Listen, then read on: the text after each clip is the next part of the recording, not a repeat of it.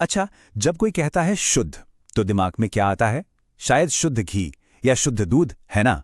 लेकिन आपको पता है, विज्ञान की दुनिया में शुद्ध का मतलब कुछ और ही होता है। तो आज हम इसी पहेली को सुलझाने वाले हैं कि हमारे चारों तरफ जो चीजें हैं वो असल में कितनी शुद्ध हैं।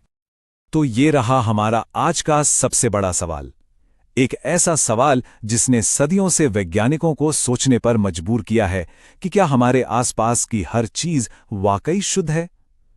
हमारा ये पूरा का पूरा विश्लेषण बस इसी एक सवाल का जवाब ढूंढने का एक सफर होने वाला है। तो इस सफर पर निकलने से पहले ये रहा हमारा रोड मैप।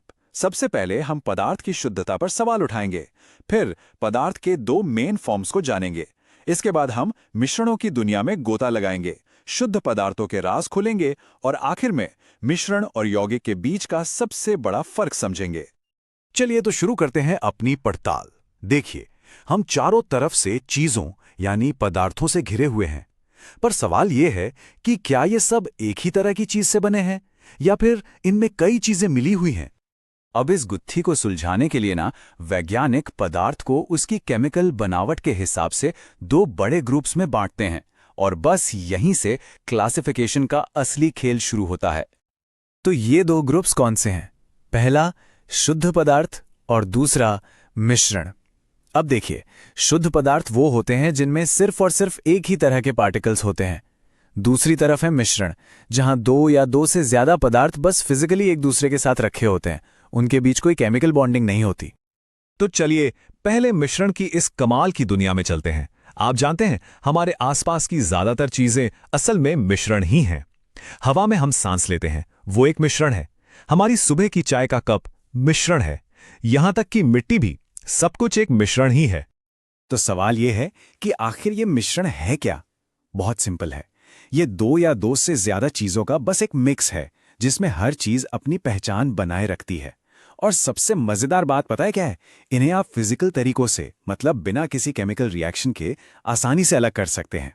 जैसे चाय से चाय पत्ती को छानना। अच्छा, अब कहानी में एक और ट्विस्ट है। मिश्रण भी आप देखिए दो तरह के होते हैं। पहले हैं समांगी यानी होमोजीनियस। इनमें सब कुछ इतनी अच्छी तरह घुल मिल जाता है कि आप बता ही नहीं सकते कि कौन सी चीज कहां है। जैसे पानी में चीनी, घुलने के बाद सब एक जैसा। दूसरे हैं विषमांगी यानी हेटेरोजीनियस। इनमें चीजें अपनी अलग पहचान बनाए रखती हैं। जैसे एक सलाद की प्लेट, आप साफ साफ देख सकते हैं कि खीरा कहां है और टमाटर कहां। और अगर हम थोड़ा और डीप डाइव करें तो हमें तीन खास तरह के मिश्रण मिलते हैं: विलयन, निलंबन और कोलाइड। इन तीनों की पूरी कहानी इनके पार्टिकल्स के साइज पर टिकी है। विलयन यानी सॉल्यूशन के पार्टिकल्स सबसे छोटे और स्टेबल होते हैं। निलंबन या सस्पेंशन के पार्टिकल्स इतने बड़े होते हैं कि थोड़ी देर में बेचारे नीचे बैठ जाते हैं। और फिर आते हैं कोलॉइड, जैसे दूध। ये बड़े इंटरेस्टिंग हैं। ये दिखते तो समांगी हैं पर असल में होते विषमांगी हैं। और इनकी खास बात है, ये लाइट की बीम को फैला देते हैं। अब किसी भी विलेन यानी सॉल्यूशन के दो मेन कैरेक्टर्स होते हैं। पहला है विले यानी सॉल्यूट। सीधी भाषा में कहें तो वो चीज जो घुल रही है, जैसे हमारी चीनी। और दूसरा कैरेक्टर है विलायक यानी सॉल्वेंट। ये वो है जो अपने अंदर चीजों को घोलता है, जैसे कि पानी। तो बस जब सॉल्यूट और सॉल्वेंट मिलते हैं तो बन जाता है एक सॉल्यूशन यानी विलियन। ओके, अब इससे पहले कि हम मिश्रण और यौगिक के बीच के सबसे बड़े अंतर को समझें, हमें एक छोटा सा लेकिन बहुत जरूरी कॉन्सेप्ट क्लियर करना होगा, और वो है फिजिकल और केमिकल चेंज के बीच का फर्क। फिजिकल चेंज का सबसे बढ़िया एग्जाम्पल है पानी का जमना। देखिए, पानी लिक्विड से सॉलिड यानी बर्फ बन गया। उसकी शक्ल बदल गई, उसकी स्टेट बदल गई, लेकिन वो रहा तो पानी ही है ना। उसका केमिकल फॉर्मूला H2O तो नहीं बदला, मतलब कोई नई चीज नहीं बनी। लेकिन दूसरी तरफ है लोहे में जंग लगना। ये एक बिल्कुल अलग कहानी है। यहां पर क्या होता है, लोहा हवा की ऑक्सीजन के साथ रिएक्ट करके आयरन ऑक्साइड बनाता है। ये एक बिल्कुल नया पदार्थ है जिसके गुण लोहे से एकदम अलग होते हैं।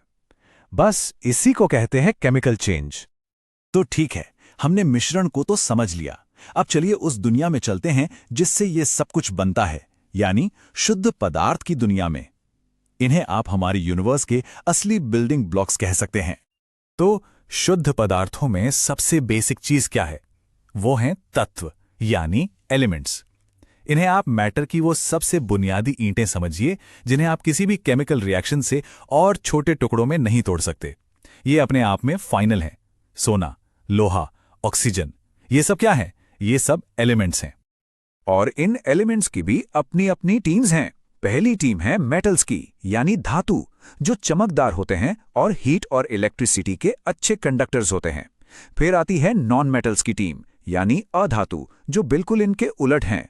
और इन दोनों के बीच में है मेटलॉइड्स, यानी उपधातु, जो दोनों की थोड़ी थोड़ी प्रॉपर्टीज दिखाते हैं, जैसे सिलिकॉन। और जब ये एलिमेंट एक दूसरे के साथ केमिकली जुड़ते हैं एक बिल्कुल फिक्स्ड रेशियो में, तो बनता है एक यौगिक, यानी कंपाउंड। और यहाँ फिक्स्ड रेशियो बहुत जरूरी शब्द है। जैसे 2 हाइड्रोजन के एटम और 1 ऑक्सीजन का एटम जब मिलेंगे तो वो हमेशा पानी ही बनाएंगे, कुछ और बन ही नहीं सकता। तो चलिए, अब हम आ गए हैं इस पूरे डिस्कशन के ग्रैंड फिनाले पर, मिश्रण वर्सेस यौगिक। ये समझना सबसे ज्यादा जरूरी है क्योंकि पूरी कहानी का असली सार यहीं पर छिपा है। जरा इस टेबल पर नजर डालिए। देखिए, मिश्रण क्या है? बस एक कैजुअल गेट टुगेदर, कोई नई चीज नहीं बनती। जबकि यौगिक एक केमिकल रिएक्शन के बाद बना हुआ एक बिल्कुल नया सब्सटेंस है। मिश्रण में कंपोनेंट्स का रेशियो कुछ भी हो सकता है, लेकिन यौगिक में रेशियो हमेशा फिक्स्ड होता है। और सबसे बड़ा फर्क, मिश्रण में हर चीज अपनी ओरिजिनल प्रॉपर्टीज दिखाती है, लेकिन यौगिक में जो नई चीज बनती है उसके गुण उसे बनाने वाले एलिमेंट से बिल्कुल अलग होते हैं। और यही है सबसे कमाल की बात। जरा सोचिए इस बारे में। एक तरफ है हाइड्रोजन जो खुद जलती है, दूसरी तरफ है ऑक्सीजन जो जलाने में मदद करती है। और जब ये दोनों केमिकली जुड़ते हैं तो क्या बनता है? पानी, जो आग बुझाता है ना ये केमिस्ट्री का असली जादू। तो अब इस सारी जानकारी के साथ एक बार अपने चारों तरफ देखिए। जिस हवा में हम सांस ले रहे हैं, जो पानी हम पी रहे हैं, अब क्या हम बता सकते हैं कि ये मिश्रण है या यौगिक? ये एक मजेदार पहेली है सोचने के लिए, है ना?